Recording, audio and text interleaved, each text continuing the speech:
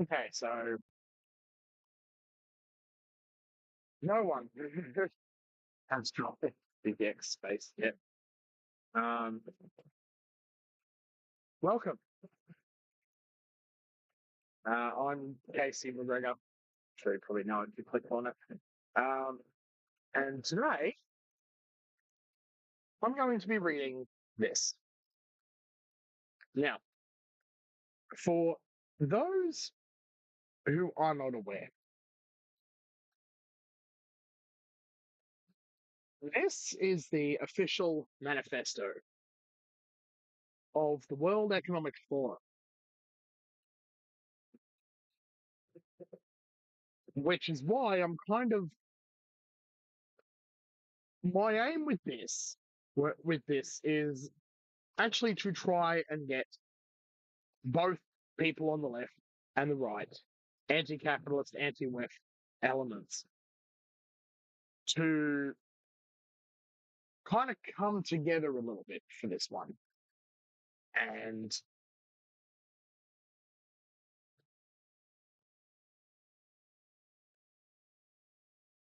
and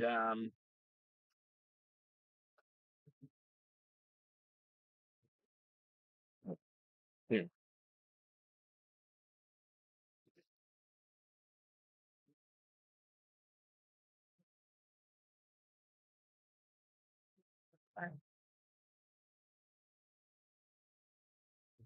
checking someone who's watching in to see working.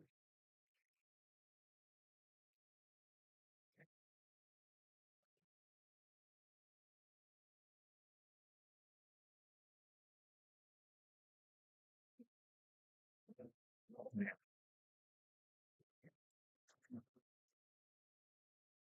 Oh, fish up.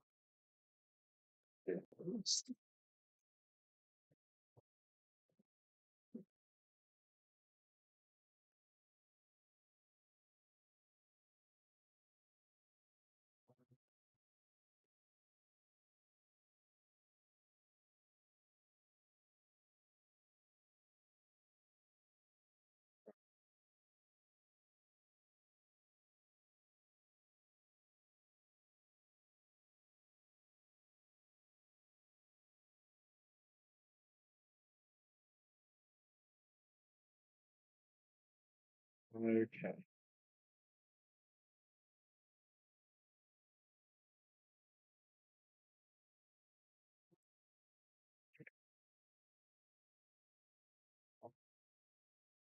It's trying to make sure that everything is working okay.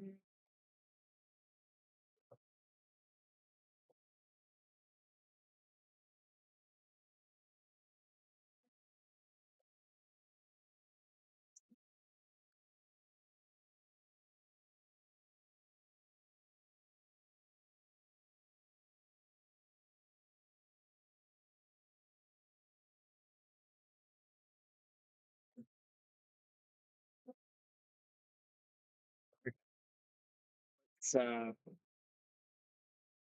let's start that again. Now that I know that everything is working, so welcome to the stream. This is going to be the first weekly live reading group that I'm basically going to start doing every Tuesday night. And and tonight, I'm going to start reading this. This is the official manifesto of the World Economic Forum. I don't know if it's right calling it a manifesto, but I'm going to call it a manifesto because it's probably best described as one. And the fact that I am reading this is essentially an attempt to get anti-capitalist and anti-World Economic Forum elements on both the left and right wing politics Now, Australian politics is one thing, but really, with something like this, it is globally relevant. So, so yeah, bring people in. Um, Now, I set up a space on X, formerly Twitter. Um, I set that up about half an hour ago, and no one has joined in there. So, so I will. I'll see if anyone joins in throughout. The reason I set that up is for basically to set things up for sort of discussion periods during the reading group to sort of stop bit by bit and sort of get people's thoughts. Because I'm not sure about leftists, probably a lot of people on the left, um, but I would almost guarantee a lot of people on the right have not actually read this. And that includes those who claim to be against the World Economic Forum. And like, if they, like, I would probably suspect that for the most part, right wingers that hit themselves against colonialism. Um, Although I specifically tend to call it bourgeois colonialism. Um,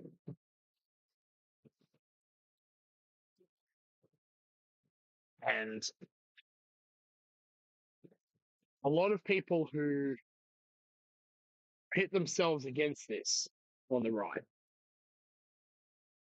most likely have not read this book and have either, at the very most, probably read one of the various books that has come out as a kind of conspiratorial anti-manifesto to think Alex Jones wrote a book on it. Actually got one book here. Let me just see if I can find that one.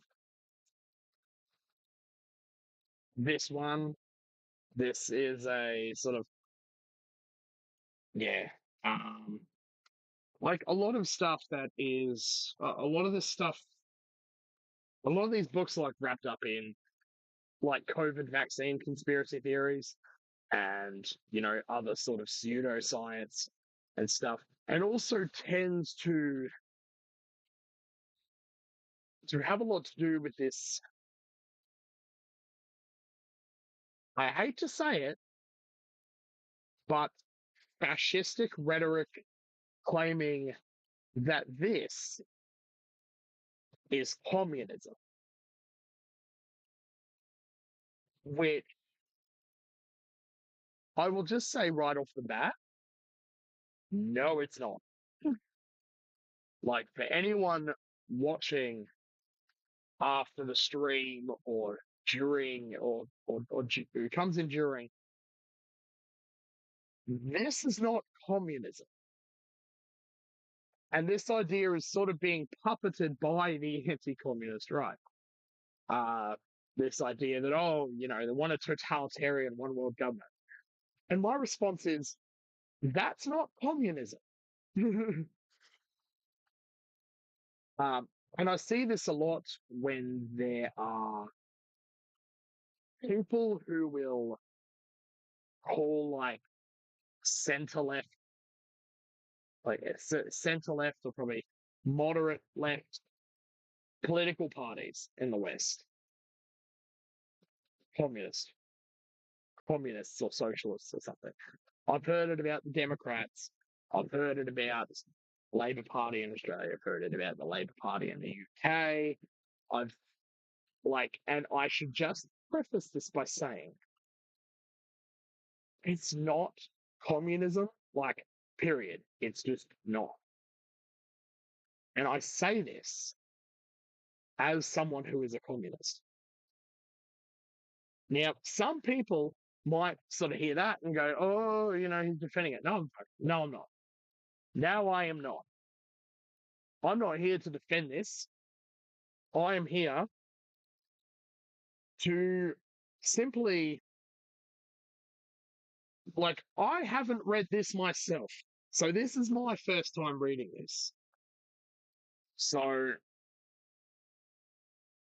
it will,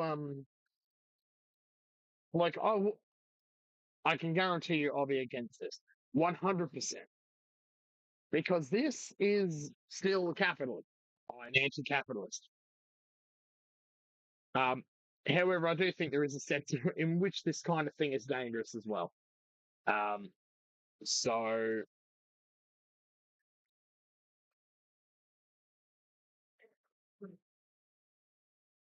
so I will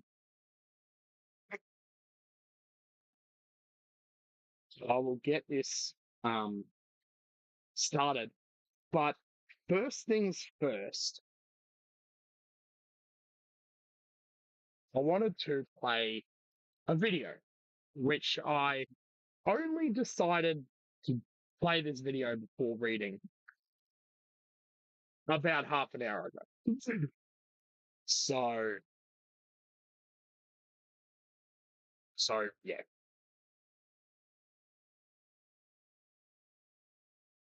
I will. So I've got this video to play now. Just let me make sure that I have it open rather than having Twitter open. Okay. What did I do?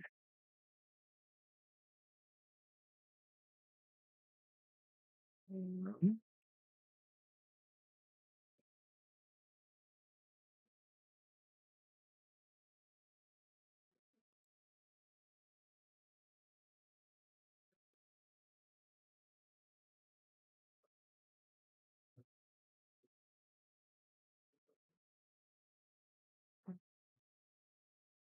Let's get this back up, and I am just going to pull this away. Okay.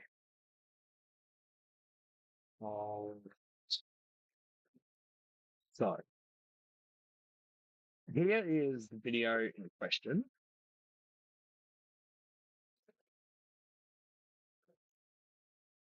So this is a video from a channel called Besd Marx, and this is an actual Marxist take on this whole thing. So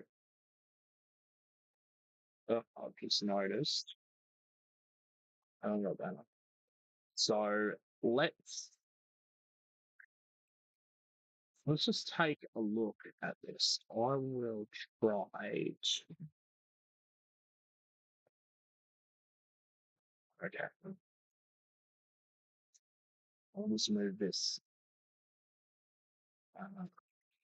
Let's move it over here. Okay. Let's start the video. All right.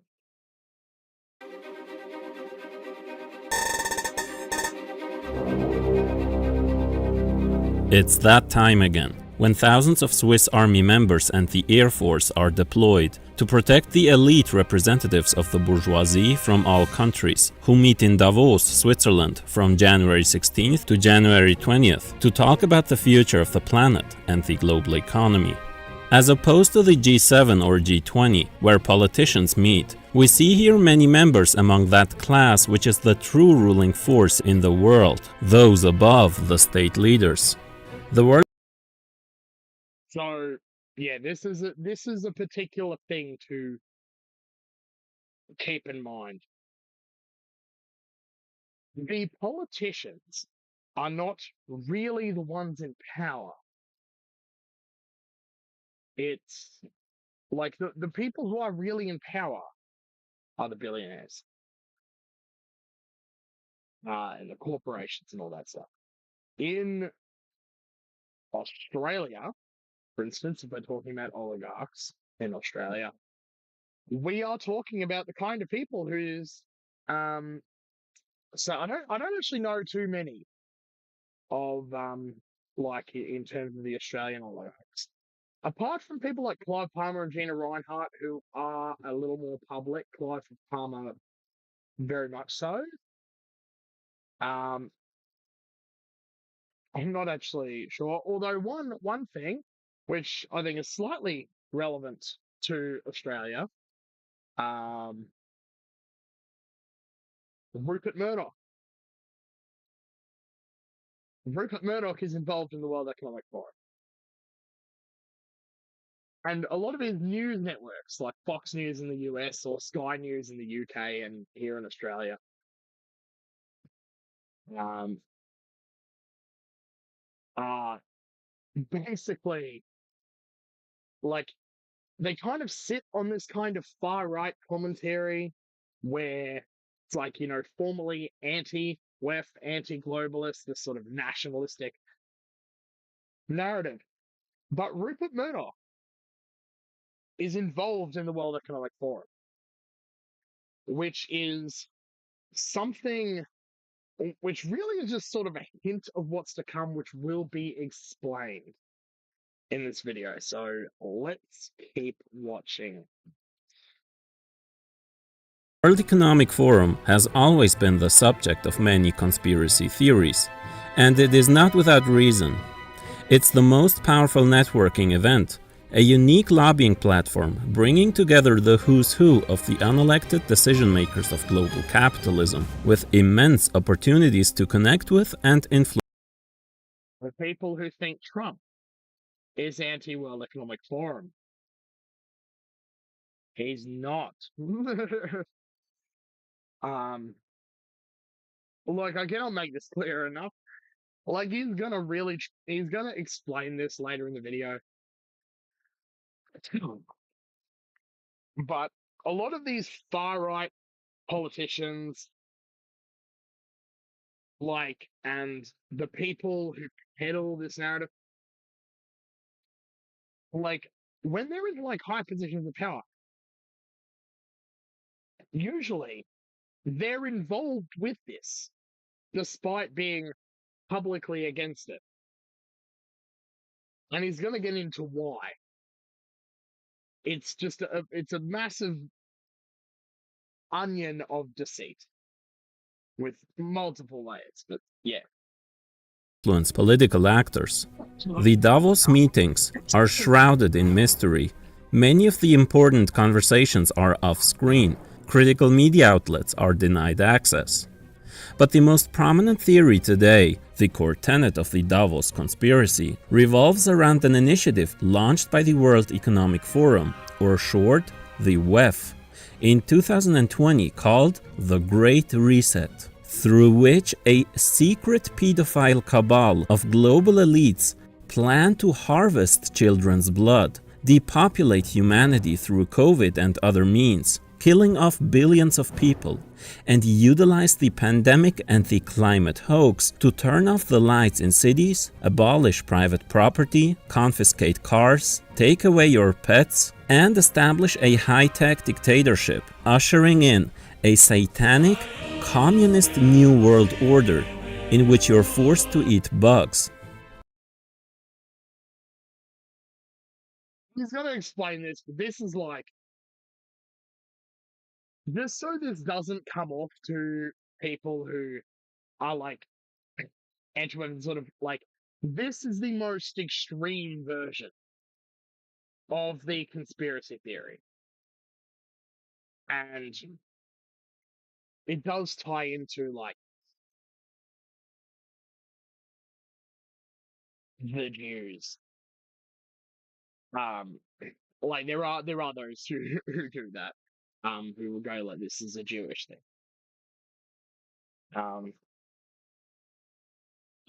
but this is the most extreme version of this. Like most sort of anti-establishment conservatives don't go this far, and if you do go this far,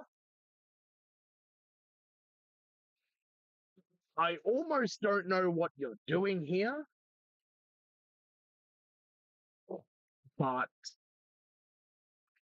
just consider that, like, just consider this coming from a communist.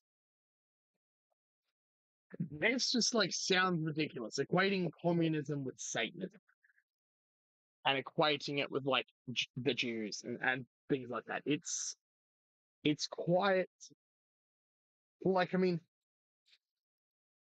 to anyone who hasn't been completely brainwashed, this should just not really make any sense. Now, there are there is definitely a lot to be said about, your sort of Stalinist states. In the past, things like, your state atheism. Uh, it's not entirely surprising that a lot of people in the West, after the Red Scare in particular, especially in America, um, buy into this idea that like communism is incompatible with religion. I would disagree quite strongly. In fact, I would actually say that I would actually go so far as to say that communism really, like I've seen people who buy into this sort of extreme version of the conspiracy theory say that communism is economic Satanism. And my response when I hear it now is, well, no, not really. In fact, communism is economic Christianity. Now, this is probably something that a lot of like conservatives who watch this and hear me say this probably going to go like blasphemy. Like what the hell do you mean? That is a discussion for another day. Uh, you could probably see refer to my last sort of spontaneous video. I think it was a sunset rant atop Towers Hill. Um, that was like I sort of explain it in a bit there, but that was basically just like a spontaneous kind of thing. Um, there is definitely a lot to it, and I have books here on the topic. Um, but yeah, it is pretty like just on the face of it, this kind of extreme version of the conspiracy theory just does not measure up to reality, and he's going to get into all of this. So yeah, let's keep watching. What is the Davos Forum up to? What are they really cooking? And is there some truth to the Great Reset conspiracy? It is important to know what the WEF stands for, to know about its goal and challenge to create unity among the capitalist class as a manifestation of the cause of imperialism, and to understand why the right wing has put the World Economic Forum at the heart of its modern propaganda.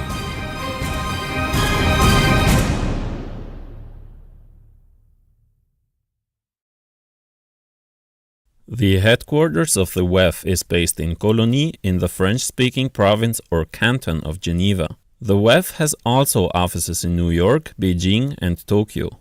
Its flagship annual meetings are held in Davos, located in the largest Swiss canton, Graubünden. I think this is another reason that that the WEF often gets called like communist, because you do have China having some involvement with it. Now, China is not actually communist. It is communist in name only. Um, it is completely and thoroughly capitalist at this point. It's, like the only way in which it is communist is that it's run by a party that calls itself the Communist Party. And if a name is all you need to jump to a conclusion, like this is the same criticism I have of people who will say that the Nazis were left wing because they called themselves National Socialists. And I'm like, my response, and the easiest response to that question for anyone who genuinely believes that the Nazis were left wing, just because they called themselves socialist. If the use of a word is all you need to jump to a conclusion, answer this. Is North Korea democratic? Because they call themselves the Democratic People's Republic of Korea. Is North Korea a democracy? Answer that. That is the simplest response that I give every single time I hear the Nazis were left wing or that China is communist. A word means nothing. Substance is what matters. Too much. In the Eastern Alps. Davos is known as one of the largest Swiss ski resorts, with tourism being a primary component of its local economy, luxury boutiques and unique restaurants, secluded in the mountains, thus serving as a perfect setting for networking among the upper classes. Not least because Switzerland is regarded as a relatively stable safe haven of global capitalism. The forum is, aside from public subsidies, funded by its 1,000 member companies, typically multinational corporations with revenues of over $5 billion, who pay around 60,000 Swiss francs for yearly membership. So all these companies. Does this sound like communism? Like, does it like? Does this like really? So anyone in the audience who actually knows what communism is, like, does this sound communist? You have a bunch of these massive corporations who are involved in the world economic forum, like BlackRock. How is BlackRock communist? Like, it's BlackRock is like the quintessential pinnacle of venture capitalism. Uber, like Uber is a pretty exploitative company. Like, you could just look at um you can just look at how like the whole driver system operates. Like, it ain't right.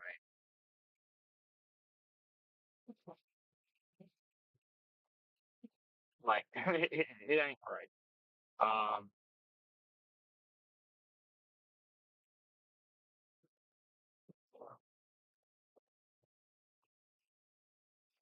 what else is there?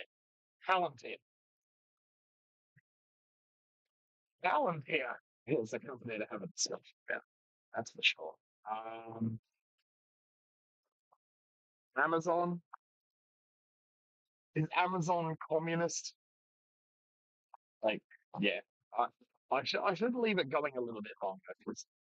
Including the participation of their leaders at the Davos meetings. Key strategic partners, predominantly among the most powerful corporations, who collaborate more closely with the WEF, pay over $600,000. Its stated mission is to engage, quote, foremost political, business, cultural, and other leaders of society to shape global, regional, and industry agendas. The World Economic Forum was founded in 1971 by German business professor and engineer Klaus Schwab. First, it was called the European Management Forum and then changed its name to the World Economic Forum in 1987, partly due to the reason of its success and its ambition to broaden the scope of its vision, going from a business management forum connecting European and North American business leaders to include more political aspirations, such as providing a platform to resolve international conflicts. A very coherent ambition, since in the end, international conflict can be traced back to business competition quite well. In 1988, This is something to consider for those who are anti-war. Like, those on the left who are anti-war already basically know this. But those who are like anti-war on the right don't really understand this. Like, there is actually a pretty dark history of like during World Wars of like companies collaborating with each other behind the scenes, cross enemy lines. Like, it's very, very suspicious. Very, very. It's a lot. Um,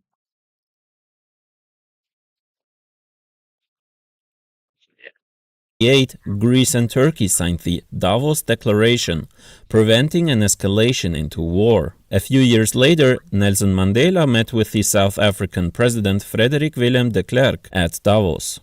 The Managing Board acts as the executive body of the WEF and is currently headed by the forum's president, the conservative Norwegian politician and diplomat Børge Brende. Founder Klaus Schwab is the executive chairman, and he is guided by a board of trustees, which today includes figures such as Indian billionaire and eighth richest man in the world Mukesh Ambani, Salesforce's Mark Benioff, CEO of BlackRock Larry Fink, Nestle CEO Mark Schneider, or European Central Bank President Christine Lagarde. The WEF has been criticized on many grounds, such as its decision-making processes being undemocratic and unaccountable to regular people, or the lacking of financial transparency.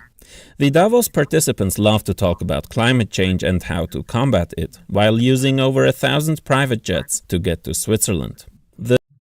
Talk about hypocrisy.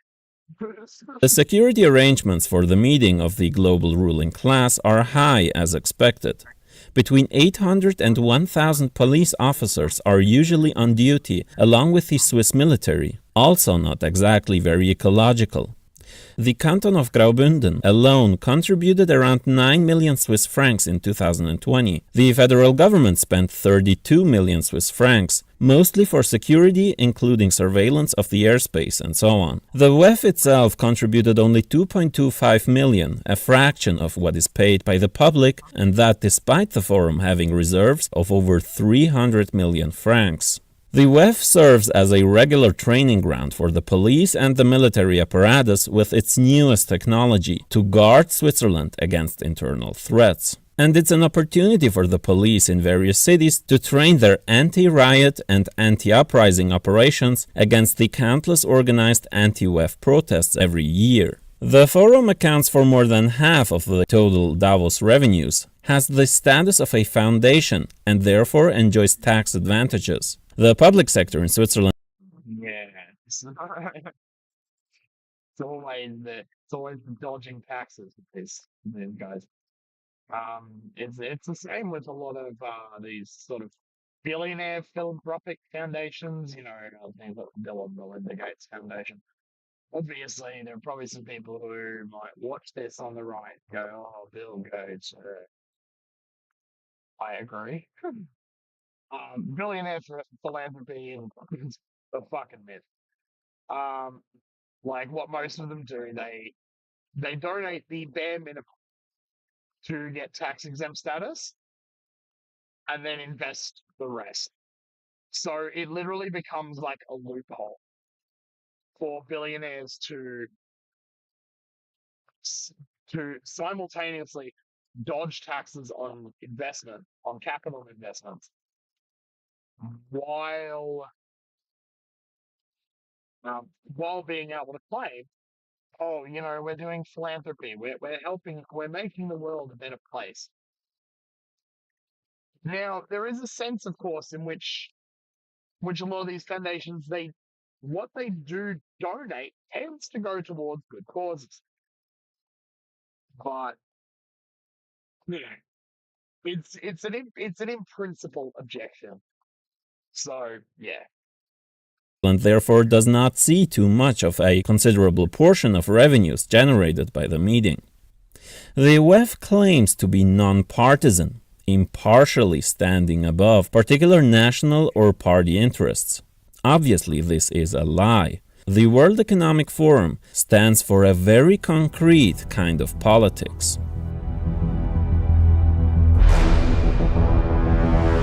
The Great Reset Initiative is a post-pandemic recovery plan emphasizing sustainable development, more equitable outcomes, and a rethinking of government expenditure and global investment.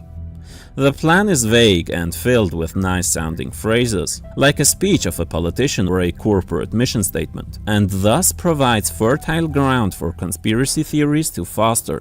One of the key components is stakeholder capitalism. The WEF is known for advocating for multi-stakeholderism. Yeah, they say it themselves. Not communism.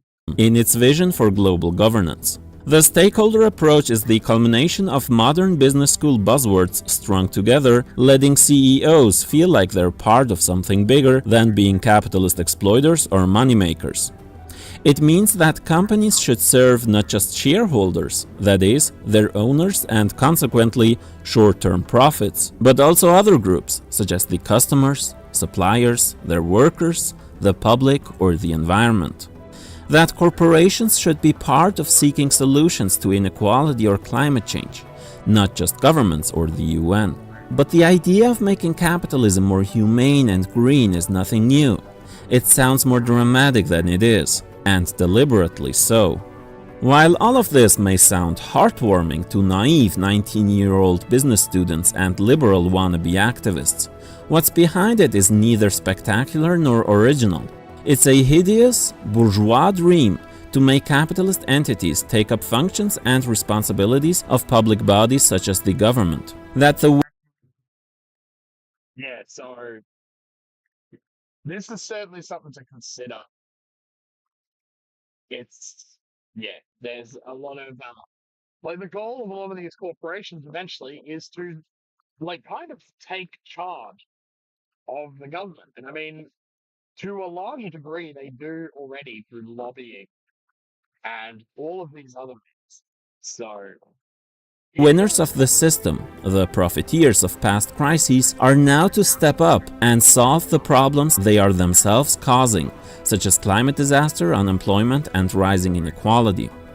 After decades of pushing for so-called neoliberal policies and being co-responsible for the disasters facing humanity today, the Forum wants, once again, to present itself as the problem solver, yet again, by pushing a better kind of capitalism. What is ultimately driving this is what has always driven capitalist states to concede social benefits to the working class: fear of revolution. Quote, failing to address and fix the deep-rooted ills of our societies and economies could heighten the risk that, as throughout history, ultimately a reset will be imposed by violent shocks like conflicts and even revolutions. this is what they fear. This is what the capitalists feel. And when we're talking about like a revolution, they're talking about communists. They're not like this should be evidence more than anything else. They're fighting communists. They don't want a communist revolution to happen. So they do this, and like he's listing a quote here. I'm not sure how many quotes he's listed, but it's from this book. So we'll get through this, and then I'll start reading the book. So. Shortly after the WEF's announcement of the Great Reset, the editorial director of the libertarian think tank, the Heartland Institute, which receives funding from the fossil fuels industry, wrote that, quote, the socialist outline is clear: destroy the global capitalist economy and reform the Western world. The Great Reset conspiracy narrative quickly took the right-wing ecosystem by storm and has now become a core talking point. One might even say a keynote in the worldview of See, these are some of these sort of anti-Great Reset books that come from the far right. So, yeah. Much of the mainstream right. Whoever is powerful enough to construct a total reset will construct it in a way that we have even less freedom than we've ever had. It's seemingly everywhere, and its scope has grown far beyond the COVID pandemic, now including issues such as inflation, immigration, or climate change. When Canadian Prime Minister Justin Trudeau said in a speech at the UN that this pandemic has provided an opportunity for a reset. The video of it went viral. It trended on Google and Twitter by the end of 2020, with most of the prominent right-wing accounts tweeting about it. A petition with thousands of signatures against it was set up. Canadian right-wing politicians warned against the elites taking over. During a Conservative Party leadership race, candidate Pierre Poilievre stated, It should go without saying, the elites taking over is not communism. It's just not.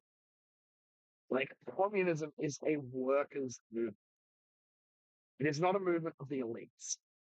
In the past, it has led to some negative results, predominantly to be laid at the feet of like Marxist Lenin, like Stalin. That's essentially what it is. It's like, it's always meant to be a worker movement. It's always been a workers' movement. Stated he would ban federal ministers from taking part in the Davos meetings if he became prime minister. In the US, the Great Reset has been a theme within the right wing for quite some time, with figures such as Lou Dobbs, Laura Ingraham, Ben Shapiro, Glenn Beck, Candace Owens, Steve Bannon or Tucker Carlson talking about it, and outlets such as OANN, Breitbart News or Fox News, the most watched cable news network in the US, promoting it. Right-wing politicians such as Paul Gosar from Arizona or Marjorie Taylor Greene of Georgia have pushed it as well. Greene told Alex Jones that liberal politicians from around the world were supporters of the Great Reset, warning that it was gonna bring socialism to the US. One of the first right-wingers to push it was Steve Milloy, who took part in the Trump administration's EPA transition team, who said that future legislation on methane reductions could be framed as proof of the Great Reset. In 2020, Catholic Archbishop Carlo Maria Vigano sent a letter to Trump in which it said that the global elite are conspiring to take over the world through the Great Reset and imploring him to stop the final assault of the children of darkness. He wrote that, quote, a global Children of darkness. Fun fact. The Israeli government likes to call Palestinians children of darkness. No, I almost suspect in this instance that this guy is actually using the term children of darkness to refer to the Jews. No, I can't be certain. global plan called the Great Reset is underway. Its architect is a global elite that wants to subdue all of humanity, imposing coercive measures with which to drastically limit individual freedoms and those of entire populations. Turning Point USA hosted an event called Defeating the Great Reset with speakers including Jack Posobiec, Charlie Kirk, the group's founder, and Steve Bannon, who told the loud, sold-out crowd, quote, are we here to learn about, or understand, or compromise, or accommodate the Great Reset? We are here to defeat it.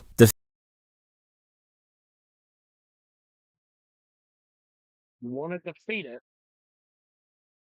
Hear it from the horse's mouth. Not from right-wing conspiracy theorists. Defeat the Great Reset, the crowd answered. But it's not just the North American right wing that made the Great Reset part of their propaganda.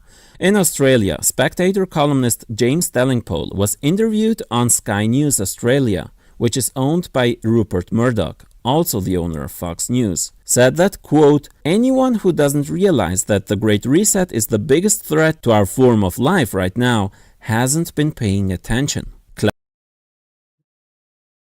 biggest threat to our way of life right now is climate change. These guys don't want to fix it. Like, it's like, people aren't going to be happy about that, but this isn't to say that I'm supporting like the Greens or like I don't support like bourgeois environmentalism. I support like a very different approach to dealing with climate change. It is real. People who are denying climate change, look, the evidence is there. It is real. But this will not fix it. If anything, it will probably only make it worse. And, all the other sacrifices that come with that. Klaus Schwab, with his German accent, was labeled a charismatic German and a dangerous Marxist leader by the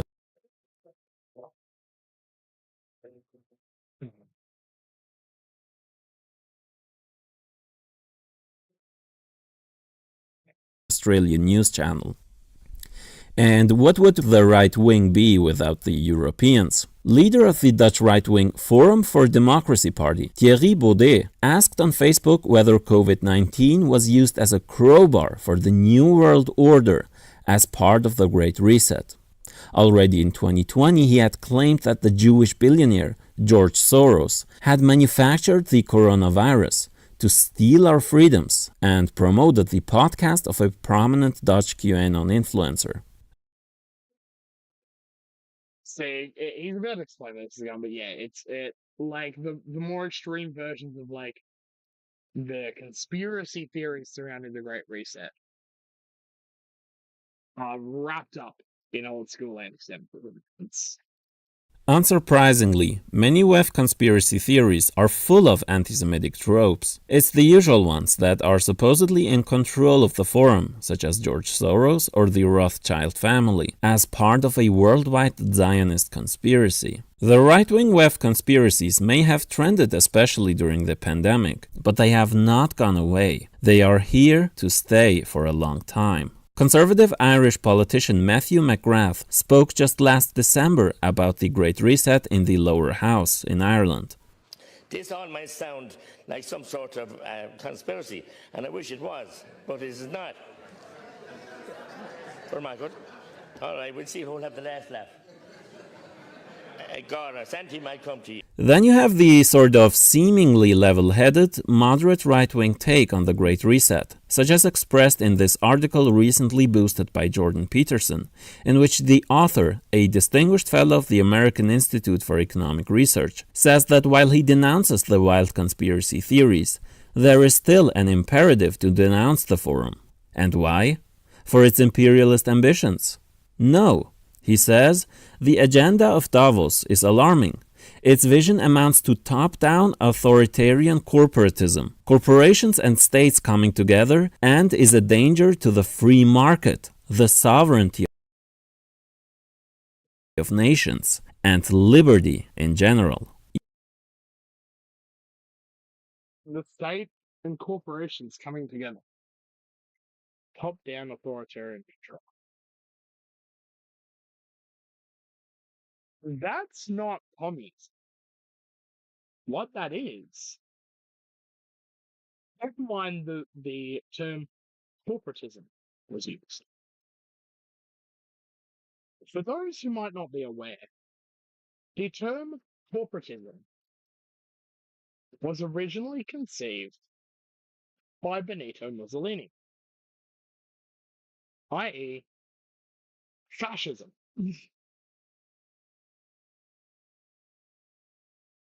So, and I've said this to people who go on about these centre-left parties. I've said, don't call them communists. If you're going to call them anything, call them fascists.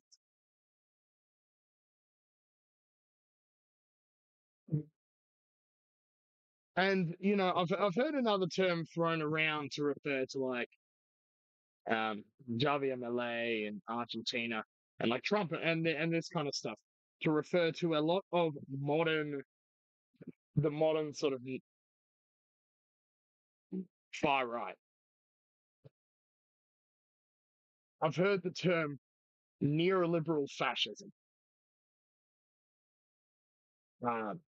which is sort of like neoliberalism, this sort of tendency to privatize and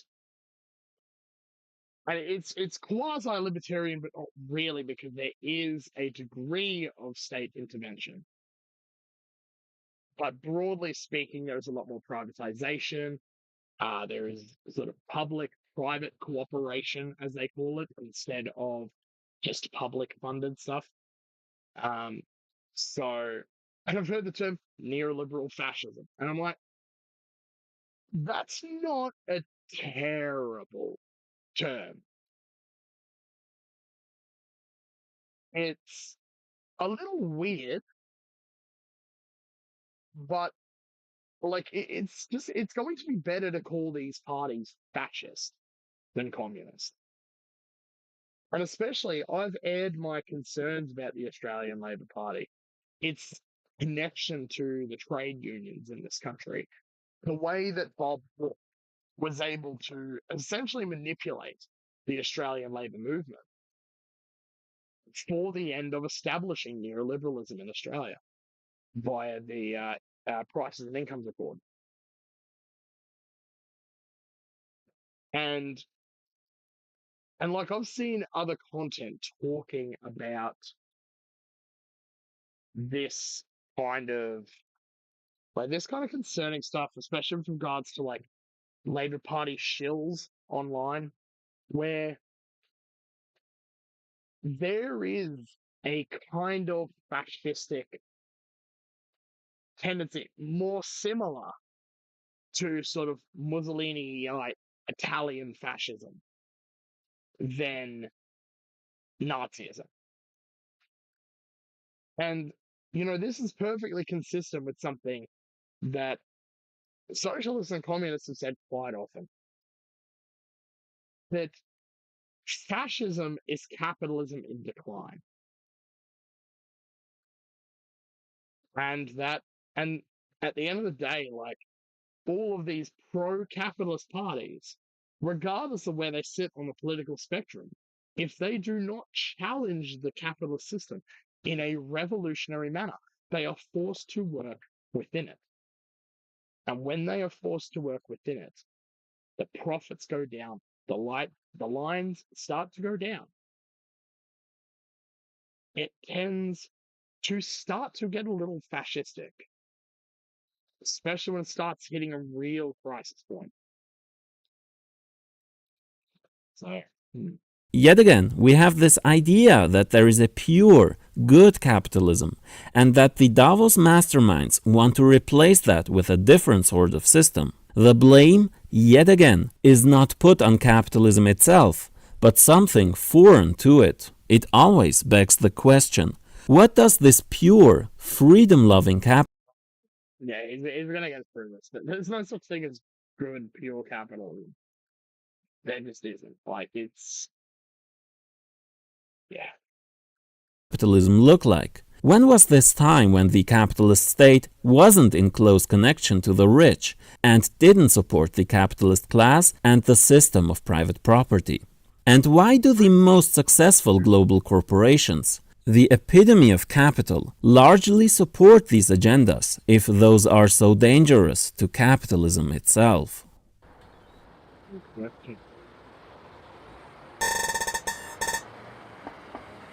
Tightly knit connections between the state and corporations are in fact not a deviation from capitalism. It is the capitalist system taken to its logical conclusion. There was, in fact, no time where companies and the capitalist state were separate. From the very beginning, it is the very state that enforced the very rules that allows for such a development to happen in the first place. Yes, companies are more concentrated and centralized today, but this too is just the natural tendency of capitals, which accordingly necessitates a more tight relationship with the centralized capitals and the state, which is structurally geared towards strengthening their and its own interrelated economic and political might. And this cannot be repeated often enough. Whenever the government does stuff, such as intervening in the market, this is FFS, not socialism. Socialism presupposes a phase in which the government acts in the interests of the working class and not the bourgeoisie, as is. This is a Marxist-Leninist. I should have prefaced by saying that. So I don't necessarily agree with everything he's going to say here. But in terms of his analysis of this specific circumstance with the World Economic Forum, he is broadly correct. The case today. Even state ownership does not change this fact. As Friedrich Engels wrote, quote, "But the transformation, either into joint stock companies and trusts or into state ownership, does not do away with the capitalist nature of the productive forces. The modern state, no matter what its form, is essentially a capitalist machine, the state of the capitalists. The workers remain wage workers, proletarians. The capitalist relation is not done away with." People's fear. So this, so it's really interesting how Marxist Leninists bring up a quote like that to suggest that just like the existing state just owning everything is not socialism. If you have a revolution and you still end up with commodity production and wage labor and all of this stuff, but the state owns everything, even if it's got a red flag with a hammer and sickle on it, that's not socialism either. I should just be clear about that. It's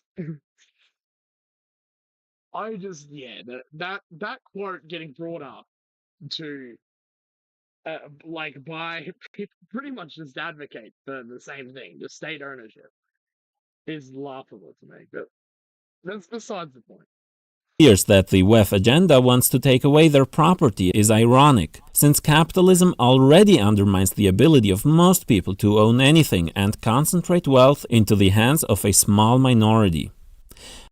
This is also another point that needs to be considered. Like, people who are concerned about, oh, you'll own nothing and be happy. That line. You already own nothing. Even if you own a home, right? You don't really have full freedom there. It's like really increasingly you're going to own nothing. But you already basically own nothing. So it doesn't really make much of a difference if you really dig beneath the surface.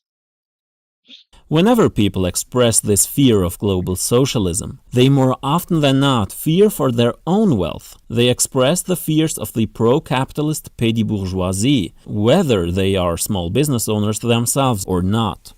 Some of this stuff is just genuine ignorance on the part of people falling for this. But much of it is a genuine reactionary urge to stop any change toward a sustainable economy, but a prelude to the fascist backlash revolutionary Marxists have to deal with when they will actually change the mode of production toward fulfilling human needs and in harmony with the environment.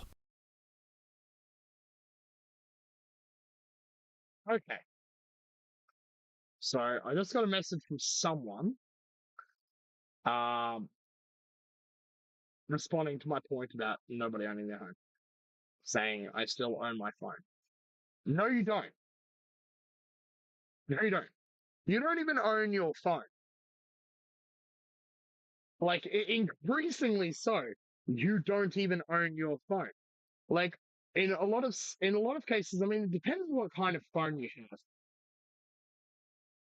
But increasingly, like, the right to repair has been infringed upon. Increasingly, operating systems are becoming more locked down. Like, even recently, like Android devices before long, you will not be able to sideload apps that have not been verified by Google. Now, this problem is solved by de-Googling your phone.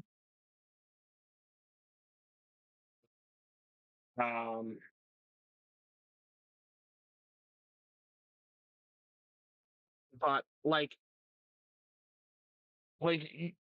you might formally own your phone or a lot of this stuff as a thing, but like then you have things like planned obsolescence. Like really, at the end of the day, You don't own anything in any real sense. You don't have control over anything if you are a working class person. You don't even have control over your own data.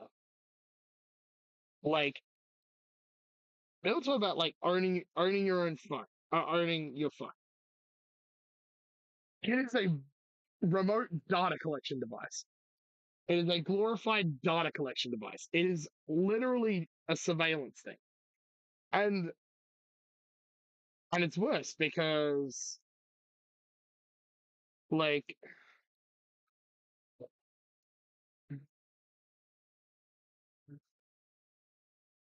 it's worse because you nearly can't live without screens these days. You pretty much almost can't. Like it is possible, but it does lead to a general hit, like a negative hit to anything from social status to just an ability to live a decent life these days. Like, so yeah, like really, without control, you don't own anything. So you don't own your home under capitalism. Let's talk about let's talk about communism.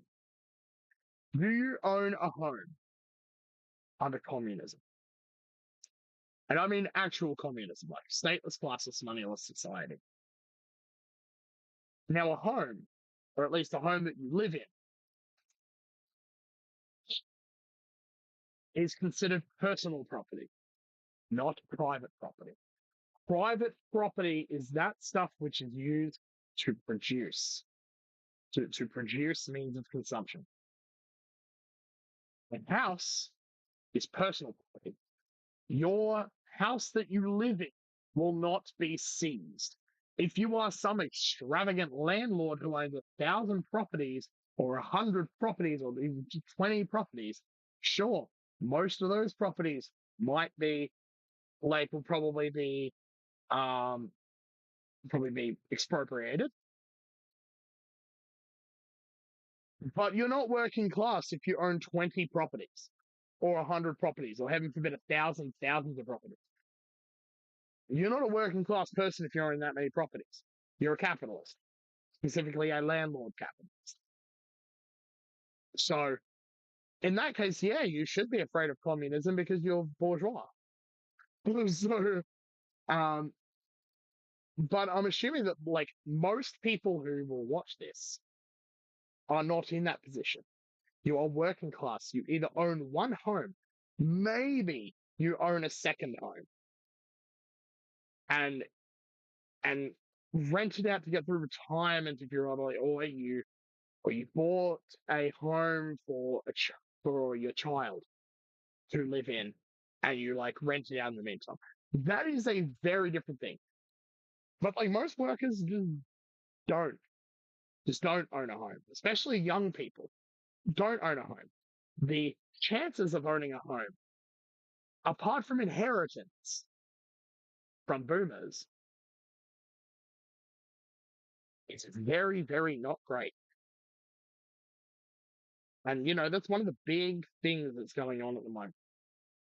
Um, like the rise in housing costs and all of this kind of stuff. But yeah. So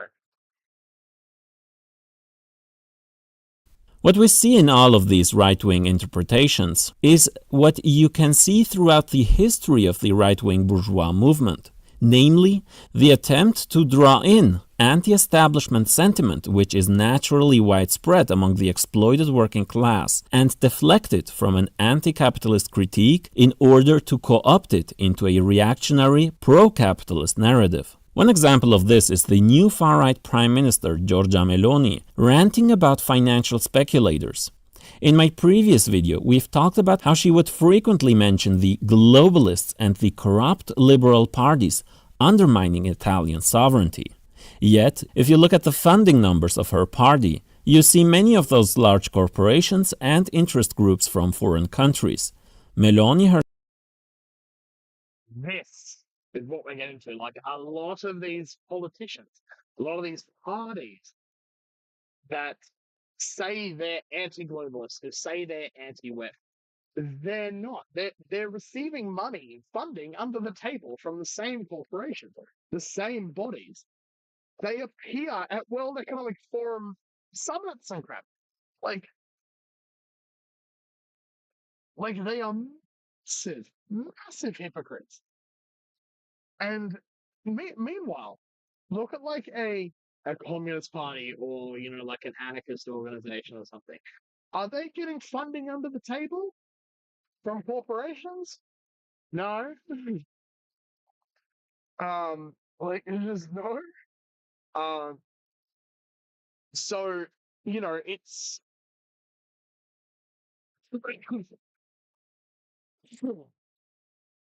so it's really it's the biggest joke. It's the biggest, most deceitful thing ever.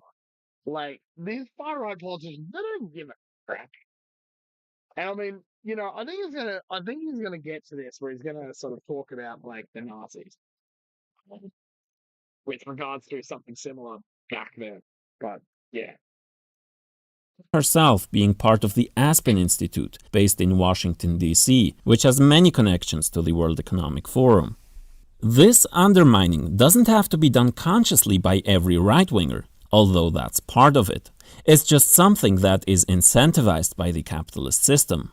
Such as when industrialists decided to fund the Nazi Party because, among other things, their reactionary nationalist narrative was a potent deterrent against the then massively popular class struggle narrative of the fast-growing socialist movement. If you combine ignorance, chauvinism, widespread anti-communism, and capitalists constantly pushing their interests through the corporate media and various think tanks, you get this mess. Constantly new conspiracy theories about a minority, about a particular institution, about a particular group of the elite, often Jewish of course, which are made responsible instead of the whole capitalist class and the whole profit-based system.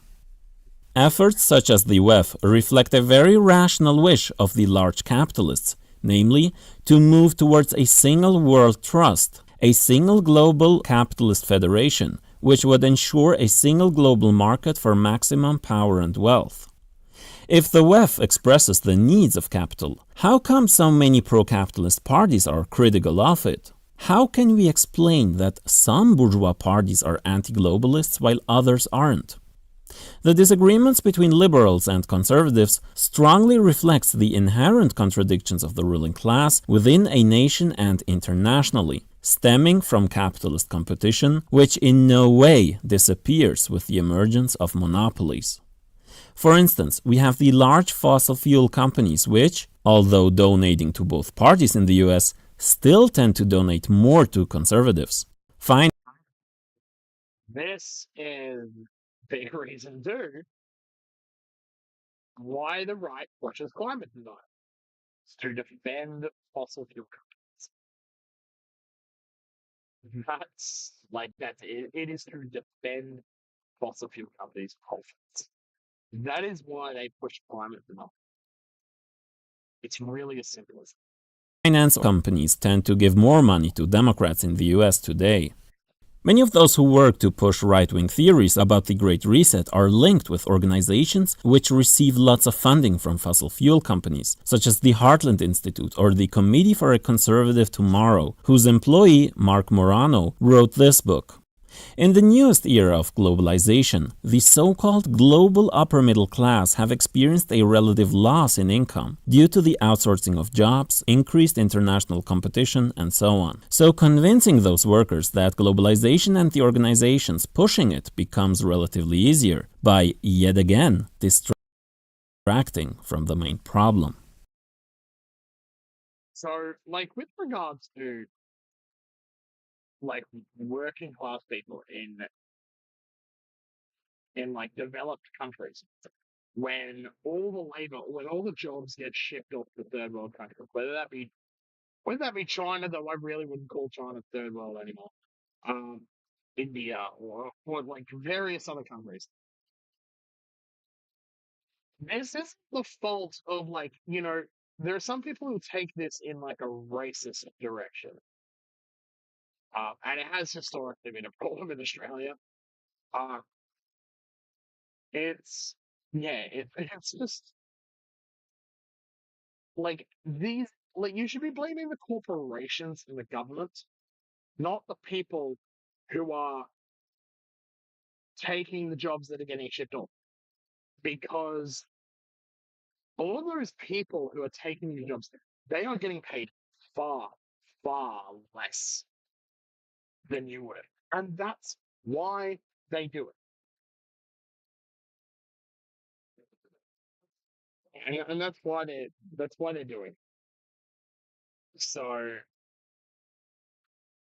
yeah, that's that's why they do it. Because it's cheaper. Cheap labor.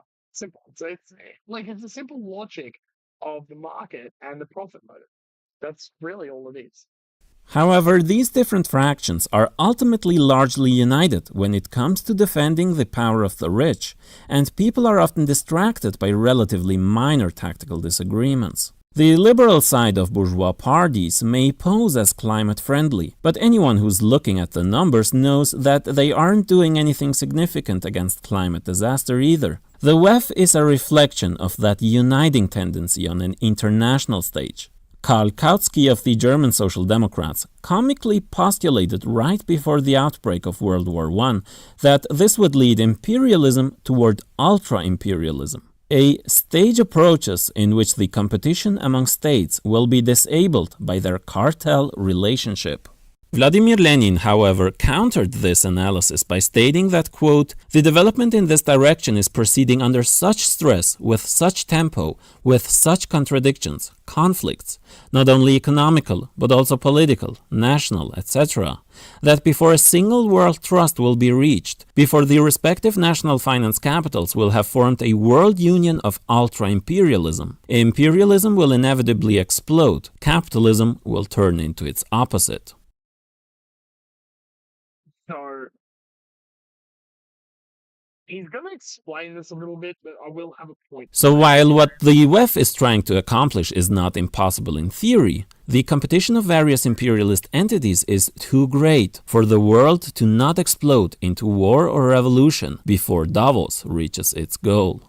And it is within these contradictions through which we have to understand both the role of organizations such as the WEF and the political rejection or embrace by the various bourgeois parties and the according ideological manifestations, such as their differences on protectionism, immigration, or international bodies like the European Union. The ultimate goal is to move toward a world federation where borders are irrelevant, but of course based on global cooperation and not capitalist competition. So, to conclude, why are these conspiracy theories so attractive and thus successful?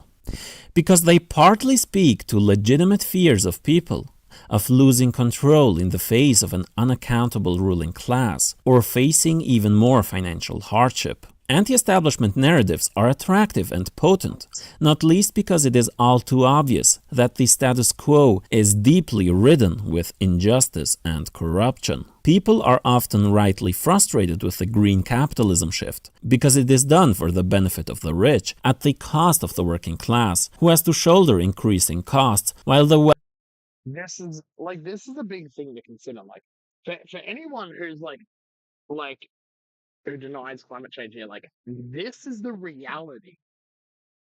This is the reality. This is what's going on beneath the surface. So wealthy are allowed to fly around in their private jets for lunch. Fascist parties have historically exploited exactly this frustration, pointing fingers at the liberal elite, only to subvert the communists' appeal. The conspiracy narrative is often exciting because it simplifies a complex world, but the truth is exciting enough. People just have to make that step to be open for the Marxist analysis. If you consider yourself open-minded and critical enough to reject the establishment narrative, then consider being even more critical and more open-minded and actually read the people most demonized by that same establishment, namely the Marxists. Obviously, just because an alternative explanation is labeled a conspiracy theory, Marxists and anarchists. It does not automatically follow that it's false, of course. Powerful people conspire all the time, and the label itself is often politically motivated. But in this case, I hope to show not only that most right-wing narratives about the WEF don't make sense, but that they're actively misleading the working class from seeing the true enemy here. The WEF is part of the problem, but it is not the real source of problems. It's capital. Without the big corporations, organizations like the Forum would be hot air. And just because much of the conspiracy stuff is nonsense, there is a real danger expressed by the Great Reset Initiative of corporations gaining even more influence over every aspect of life and nature, and the states likely getting more repressive in the future as capitalism imperialism is in decay. So this was released 2 years ago, as it says there. And look at the things that have been happening now.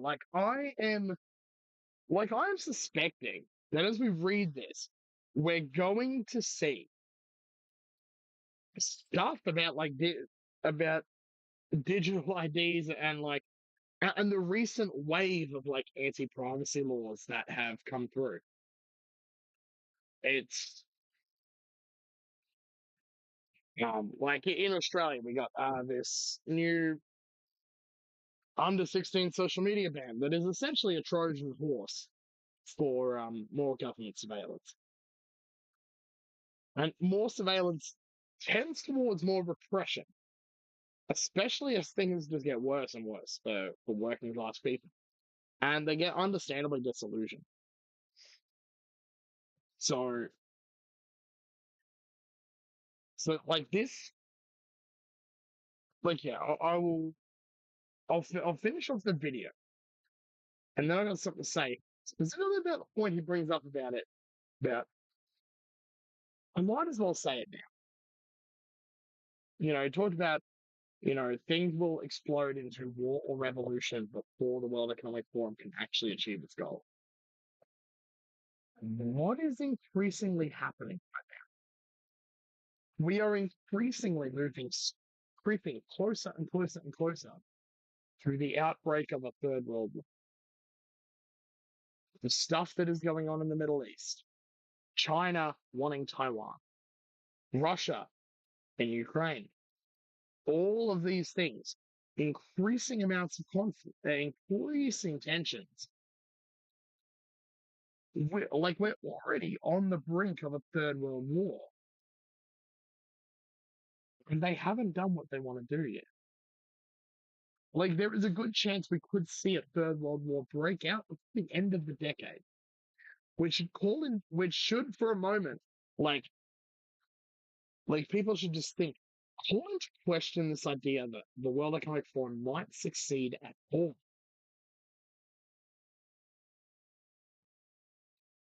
What's the thing? It's often linked with this UN Agenda 2030 or something, which I still haven't read into myself. This is the kind of thing that we're basically talking about. It is already about to explode into the World Economic Forum is truthfully unlikely to succeed. That does not mean we should not view it as a threat nonetheless, but I think we need to pivot towards the imminence of war as being something that needs to be addressed. And the only way to address that is the alternative, revolution.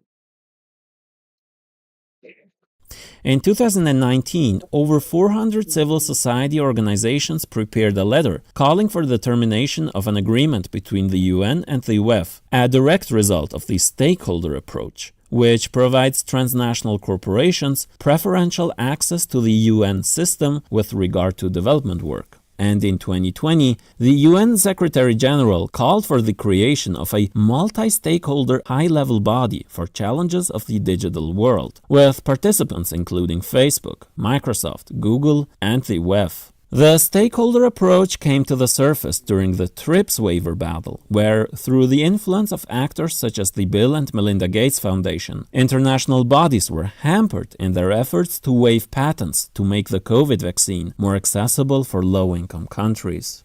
You likely know someone in your broader circle of friends or family who buys into some of these right-wing ideas about the WEF. In trying to argue with them, try to drag them away toward the Marxist analysis, if even just a little bit. But also bear in mind that many of these people are too far gone and it'll cost you too much energy and time to achieve small success. Really, having watched this stream up until this point, if you're still here, I do hope this is getting through a little bit. I don't want to be demeaning at all. Like, my goal is to try and bring people together. My goal is working class unity. At the end of the day, we are all suffering from the same system. And the important thing to keep in mind is that, like, a lot of people, like, you'll demonize people on my side. But you can probably go and look at my previous stream. It was meant to be a stream discussing the matter with Drew Pavlik, but he didn't show up. I actually supported the March for Australia.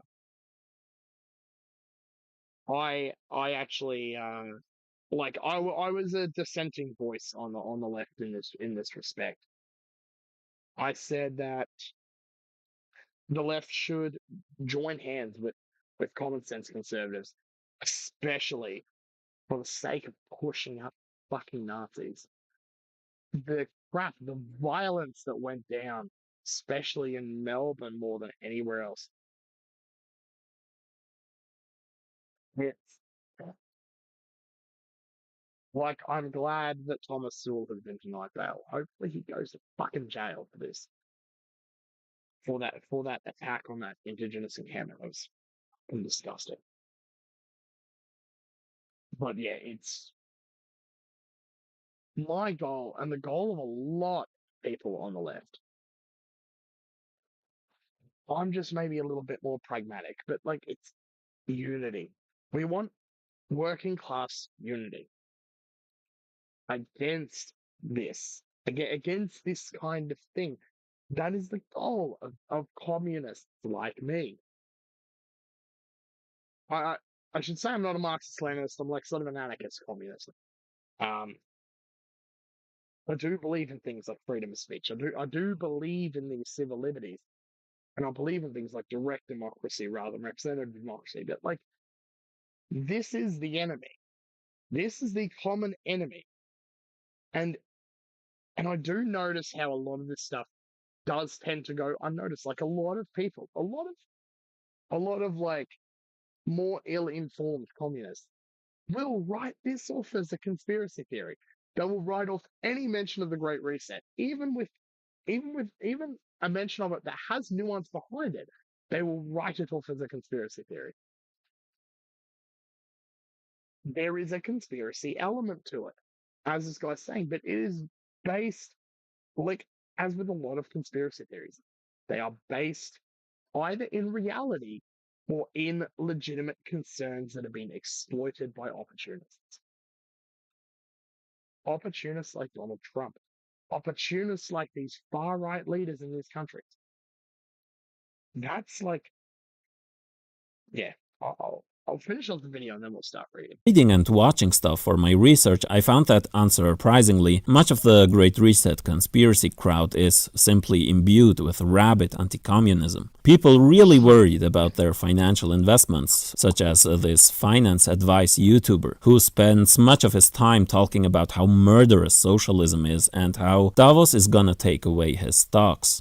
In the end, arguments can only get us so far. What we need is organization, and international organization, because while divided, capitalists organize globally, and the proletariat can only combat this assault of the bourgeoisie by organizing internationally as well. Because, as opposed to the capitalists who benefit from the inherent competition of the market system, the proletariat can only gain by cooperation and unity beyond borders, and exploit that inherent weakness of a systemically divided ruling class, which organizations such as the World Economic Forum, despite great efforts, will never be able to reconcile.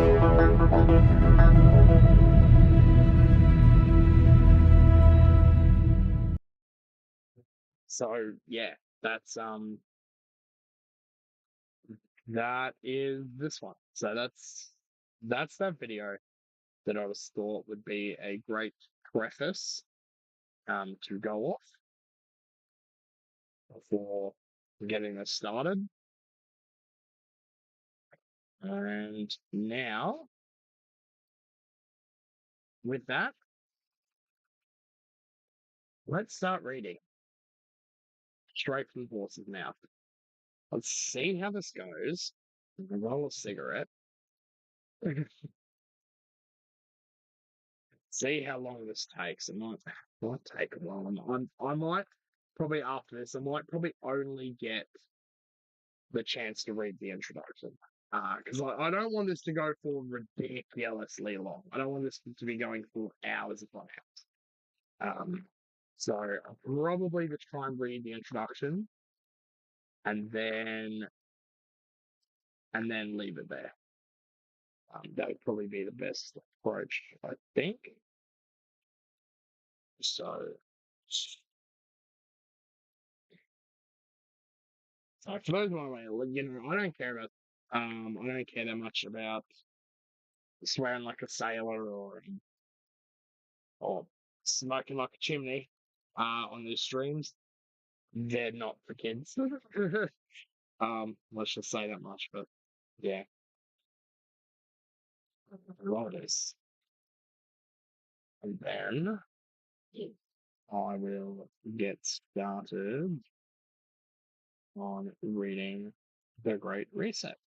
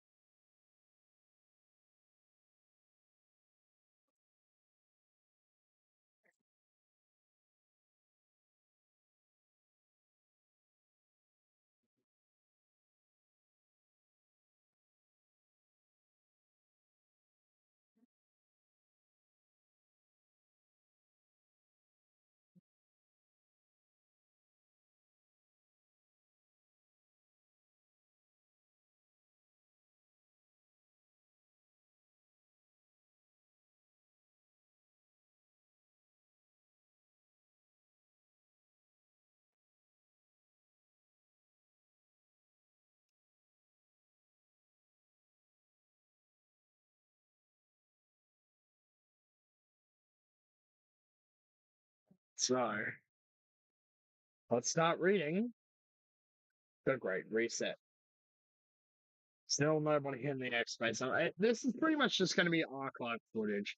I suspect no one in the live stream, no one in this thing. So yeah, see how it goes. But it's pretty much just going to be archive footage at this point. So we have a bunch of stuff. The introduction. So pretty well looking at 10 pages. So that shouldn't be too bad. Okay.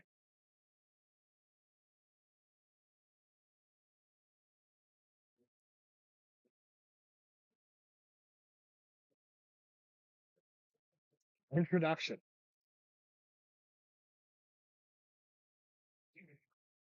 The worldwide crisis triggered by the coronavirus pandemic has no parallel in modern history. We cannot be accused of hyperbole when we say it is plunging our world in its entirety and each of us individually into the most challenging times we've faced in generations. It is our defining moment. We will be dealing with its fallout for years, and many things will change forever. It is bringing economic disruption of monumental proportions, creating a dangerous and volatile period on multiple fronts, politically, socially, geopolitically, raising deep concerns about the environment and also extending the reach, pernicious or otherwise, technology into our lives.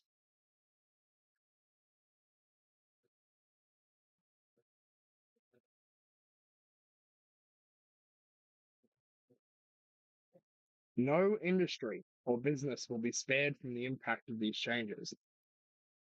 Millions of companies risk disappearing, and many industries face an uncertain future. A few will thrive. On an individual basis, many. Life as they've always known it is unraveling at alarming speed. But deep existential crises also favor introspection and can harbor the potential for transformation. The fault lines of the world, most notably social divides, lack of fairness, absence of cooperation, failure of global governance and leadership, now lie exposed as never before, and people feel the time for reinvention has come. I'm going to back this off.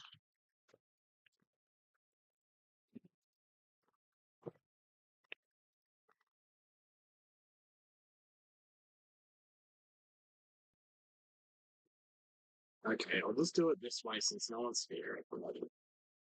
I just didn't want any of the didn't want if anyone was in the X space, I didn't want any discussions going on there to sort of funnel through the mic again and cause issues. Cause issues with like double echo, basically. Okay, let's continue. A new world will emerge, the contours of which are for us to both imagine and to draw.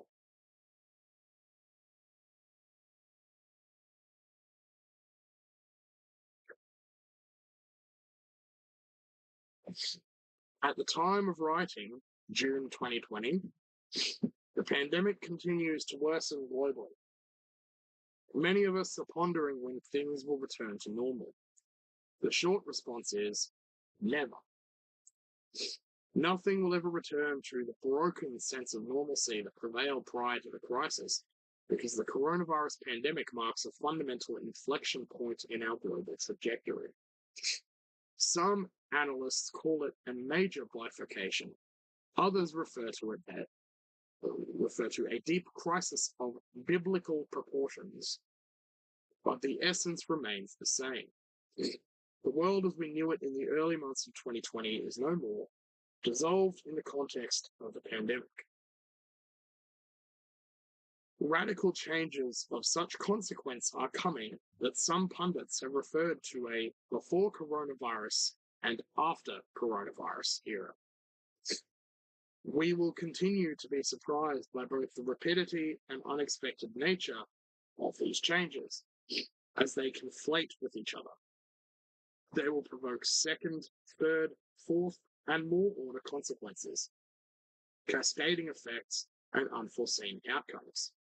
In so doing, they will shape a new normal radically different from the one we will be progressively leaving behind. Many of our beliefs and assumptions about what the world could or should look like will be shattered in the process.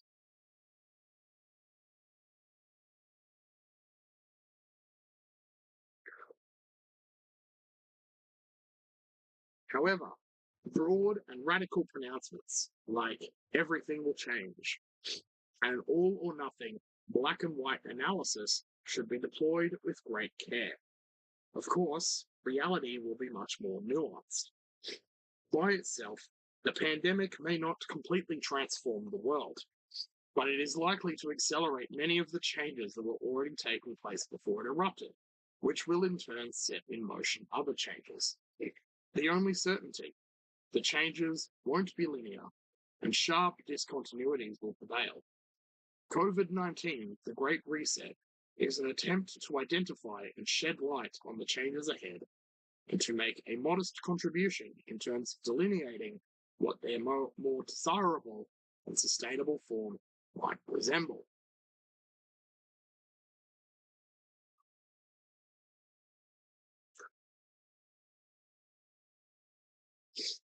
Let's begin by putting things into perspective. Human beings have been around for about 200,000 years, the oldest bacteria for billions of years, and viruses for at least 300 million years. This means that, most likely, pandemics have always existed and been an integral part of human history since people started traveling around.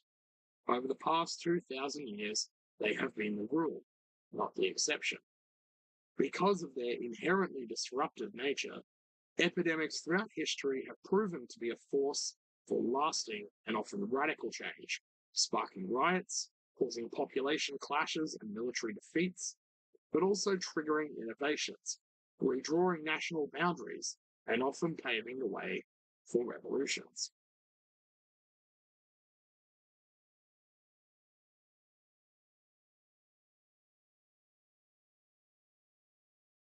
Outbreaks forced empires to change course, like the Byzantine Empire when struck by the plague of Justinian in 541 to 542, and some even to disappear altogether, when Aztec and Inca emperors died with most of their subjects from European germs. Also, authoritative measures to attempt to contain them have always been part of the policy arsenal. Thus, there is nothing new about the confinement and lockdowns imposed upon much of the world to manage COVID-19. They have been common practice for centuries.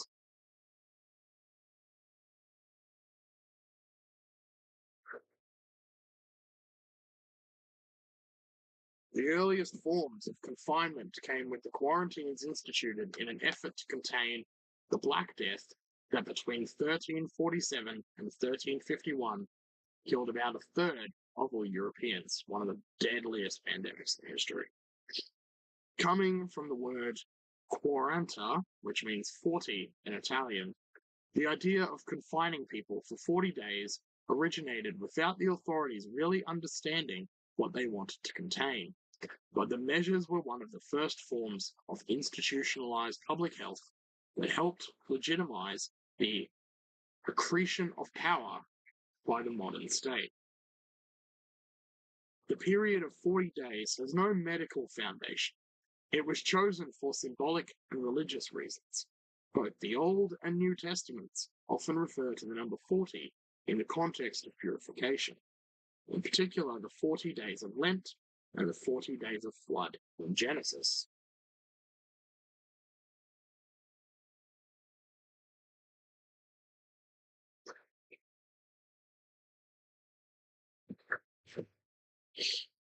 The spread of infectious diseases has a unique ability to fuel fear, anxiety, and mass hysteria.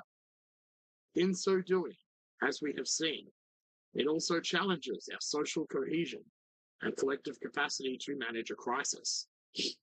Epidemics are by nature divisive and traumatizing. What we are fighting against is invisible.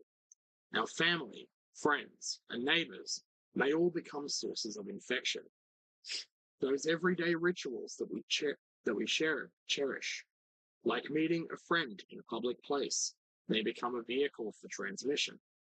And the authorities that try to keep us safe by enforcing confinement measures are often perceived as agents of oppression. Throughout history, the important and recurring pattern has been to search for scapegoats and place the blame firmly on the outsider.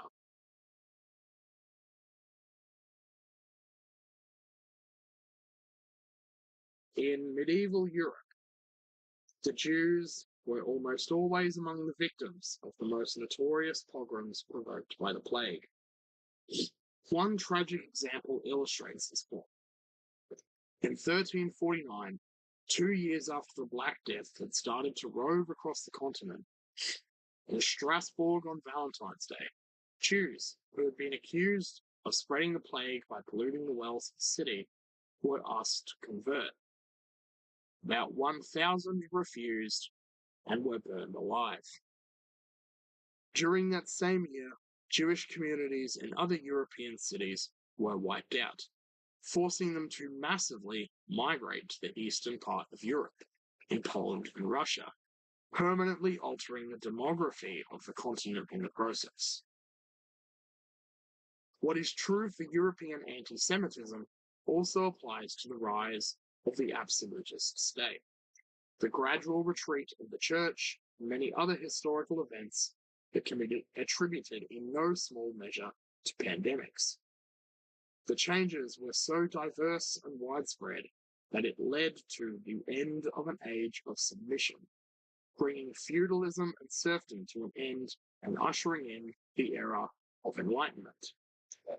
Put simply, the Black Death may have been the unrecognized beginning of modern man.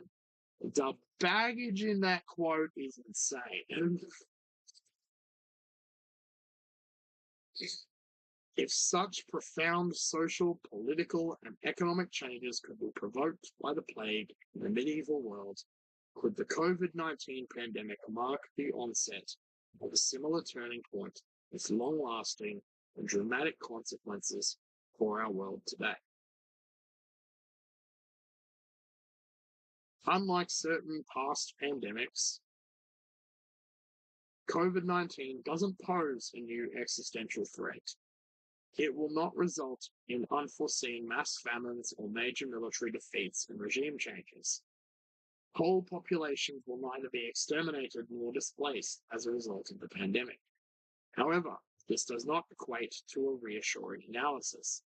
In reality, the pandemic is dramatically exacerbating pre-existing dangers that we've failed to confront adequately for too long. It will also accelerate disturbing trends that have been building up over a prolonged period of time.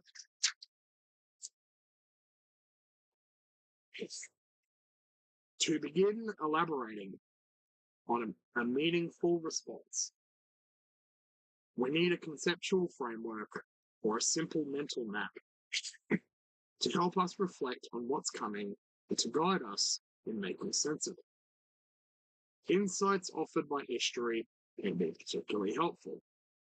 This is why we so often search for a reassuring mental anchor that can serve as a benchmark when we are forced to ask ourselves tough questions about what will change and to what extent. In doing so, we look for precedents, with questions such as, is the pandemic like the Spanish flu of 1918, estimated to have killed more than 50 million people worldwide in 3 successive waves? Could it look like the Great Depression that started in 1929? Is there any resemblance, psychological shock inflicted by 9/11? Are there similarities with what happened with SARS in 2003 and H1N1 in 2009, albeit on a different scale? Could it be like the great financial crisis of 2008, but much bigger? The correct, albeit unwelcome, answer to all of these is no. None fits the reach and pattern of the human suffering and economic destruction caused by the current pandemic. The economic fallout in particular bears no resemblance to any crisis in modern history. As pointed out by many heads of state and government in the midst of the pandemic, we are at war, but with an enemy that is invisible, and of course metaphorically. If what we are going through can indeed be called a war, it is certainly not a typical one. After all, today's enemy is shared by all of humankind. That said, World War II could even be could even so be one of the most relevant mental anchors in the effort to assess what's coming next. World War II was the quintessential transformational war, triggering not only fundamental changes to the global order and the global economy, but also entailing radical shifts in social attitudes and beliefs that eventually paved the way for radically new policies and social contract provisions, like women joining the workforce before becoming voters. There are obviously fundamental dissimilarities between a pandemic and a war that we will consider in some detail in the following pages, but the magnitude of their transformative power is comparable. Both have the potential to be a transformative crisis of previously unimaginable proportions. However, we must beware of superficial analogies. Even in the worst case horrendous scenario, COVID-19 will kill far fewer people than the Great Plagues, including the Black Deaths, or World War II did.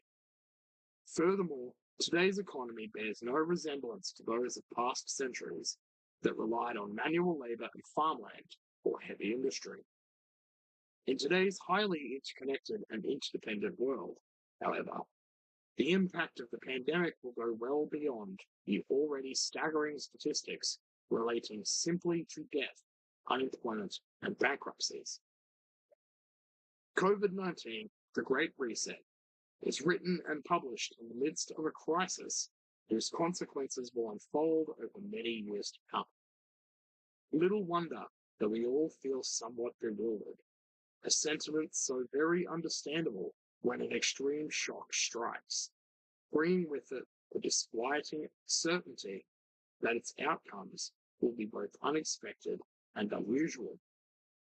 This strangeness is well captured by Albert Camus in his 1947 novel, The Plague. Yet all these changes were, in one sense, so fantastic and had been made so precipitately that it wasn't easy to regard them as likely to have any permanence. Now that the unthinkable is upon us, what will happen next in the immediate aftermath of the pandemic and then in the foreseeable future? It is, of course, much too early to tell with any reasonable accuracy what COVID-19 will entail in terms of momentous changes. But the objective of this book is to offer some coherent and conceptually sound guidelines about what might lie ahead, and to do so in the most comprehensive manner possible.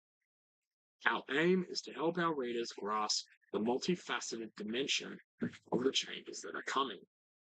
At the very least, as we will argue, the pandemic will accelerate systemic changes that were already apparent prior to the crisis.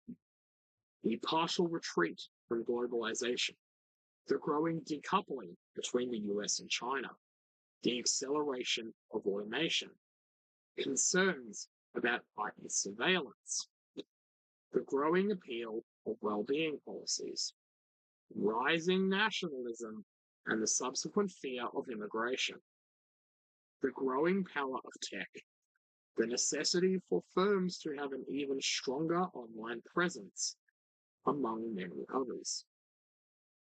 But it could go beyond a mere acceleration by altering things that previously seemed changeable.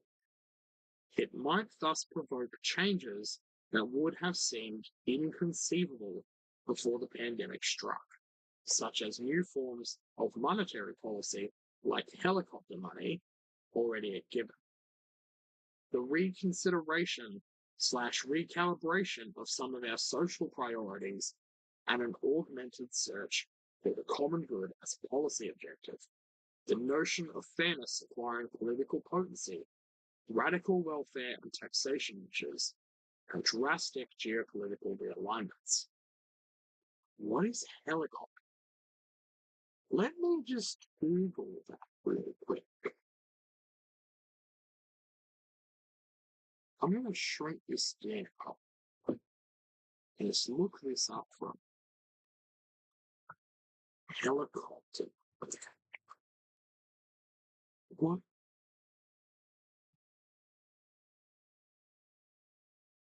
Helicopter money is a proposed monetary policy for inflation targeting, sometimes suggested as an alternative to quantitative easing.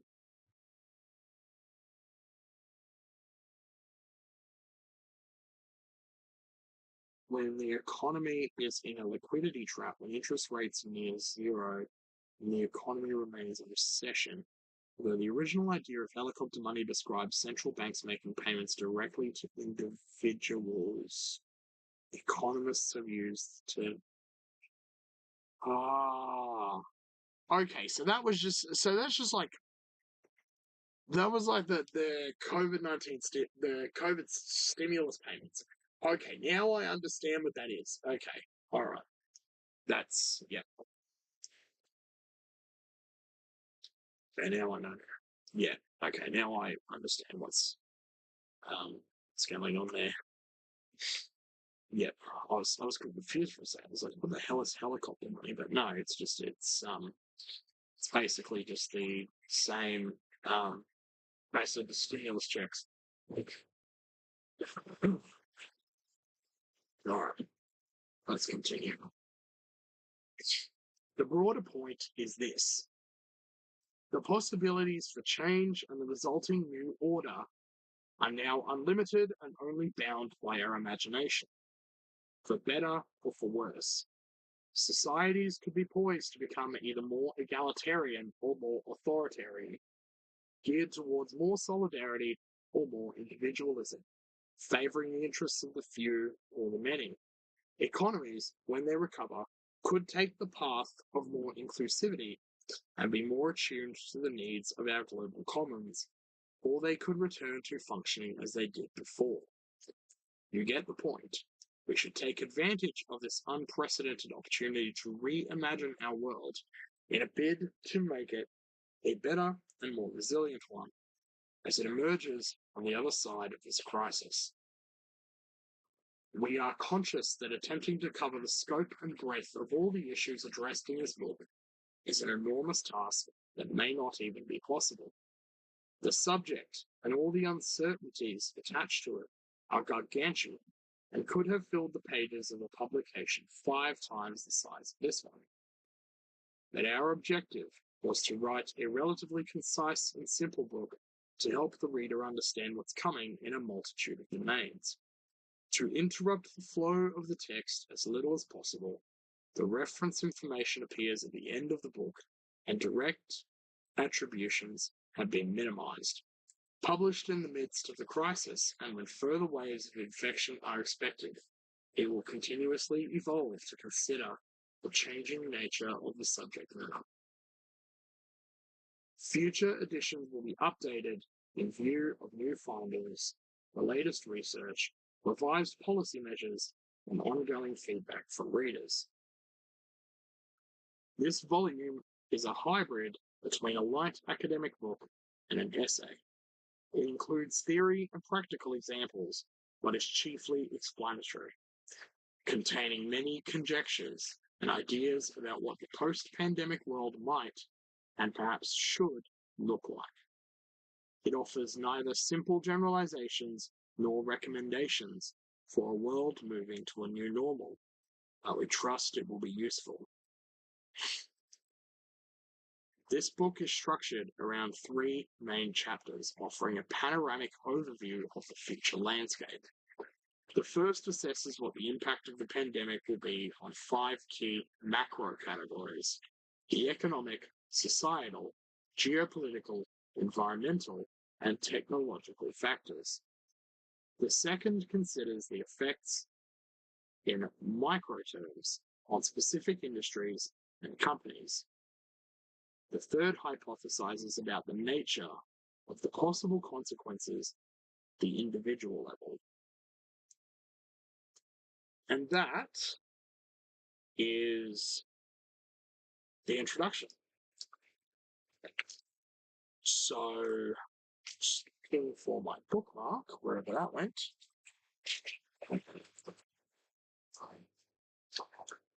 So that is so that's the introduction. I'll be continuing this book with at least part of chapter 1. But it's only 3 chapters, yet we're looking at like a book this big of 40 slot bookmark in there. The chapters are pretty big, so it might take a number of weeks to get through the whole book. I don't want these streams to be. I want to keep them around 2 hours, maybe 2.5 hours. So it's really see what really happens with respect to all this.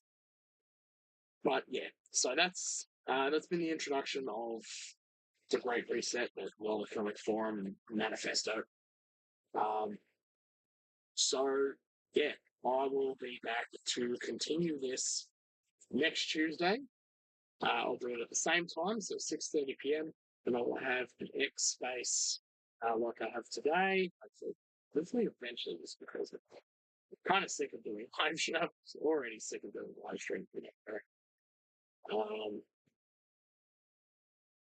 And on Thursdays, I do gaming live streams.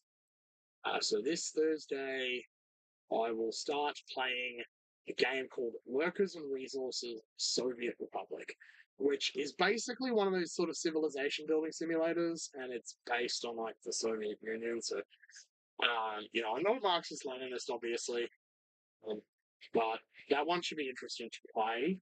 Last week I played Tonight We Riot. I managed to finish the whole thing in a single session. It wasn't that long. So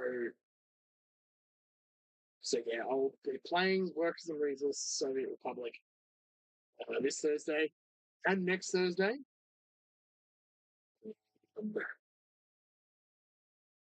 Let me just check. When does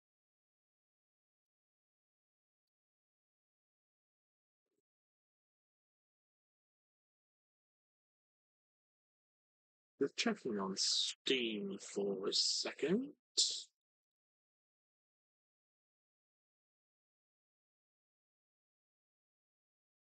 Okay, so yeah, this week and next week. Oh, oh. So this week and next week, Workers and Resources Soviet Republic. The week after that, which will be the 25th, I will, which I'll be in the Tablelands for that one. Got something going on up there. But so I don't have to bring a laptop with me. I want to do it anyway. I'll be playing the Sonic Racing Crosswords, which will just have come out.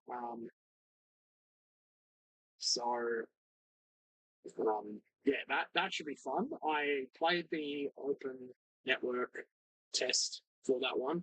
I actually missed like most of it because I didn't realize it was actually open.